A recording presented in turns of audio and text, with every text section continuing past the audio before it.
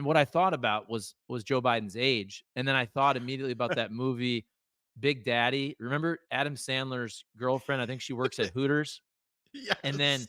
she starts dating an old guy, and she's like, "He's got a 5-year plan." And he goes, "What is it? Don't Don't die?" die. Right?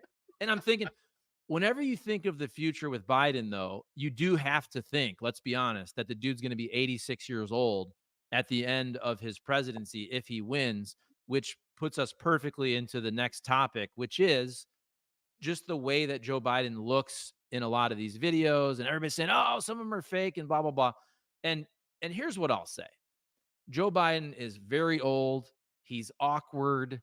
We did the thing about sitting in the chair. He walks away from the podium. He does look like a Roomba. I'm stealing the joke from Shane Gillis there. Everything that Joe Biden does, it's very awkward. He looks like an 80-year-old. But to use one of your terms you used earlier, which I love always, is I think that's already baked into the cake, right? We've already seen this man fall off his bike. We've seen the stuttering. We've seen him lose his train of thought. We saw him fall down when he was around whatever military it was last year. He's already done all these things, and it's still essentially a coin flip election. So, and I said this today on the radio, I think the right is overplaying their hand where they're trying to say that every day Joe Biden looks like an absolute idiot out there. And don't get me wrong, folks, it doesn't look good. It's awkward. He's 82 years old. But every day, trying to say that Joe Biden had this horrible moment, to me, it becomes the boy who cried wolf. And the thing with the parachuters, clearly that was edited where you didn't see Joe Biden actually talking to the parachuters. It was edited so it looked like he was the old man wandering off, right? Even the Yes. thing with a Barack Obama, which, by the way, everybody, it wasn't a great look. But the man turned, he acknowledged one side of the crowd. He turned, I mean, I looked at this video. I think he turned in the middle for 7 or 8 seconds. He did the thing where he holds, I'm trying to hold, he kind of holds his fist down at his sides. He Yeah. did that. Remember, I think it was some type of Juneteenth The celebration. Juneteenth. Yes. He did the same thing. So just so everybody knows, I see this too. It's awkward. It doesn't look like a young, healthy man, but it's not also the end of the world. And when every single day I go to X and they try to tell me that everything Joe Biden does makes him look like he's going to literally die in 1 second, to me, it's overkill. And I think they're overplaying their hand in the same way they overplay their hand with the debate. They set the bar so low, it is so easy for Joe Biden to just put his little leg over the hurdle and have Yeah. at least a decent showing.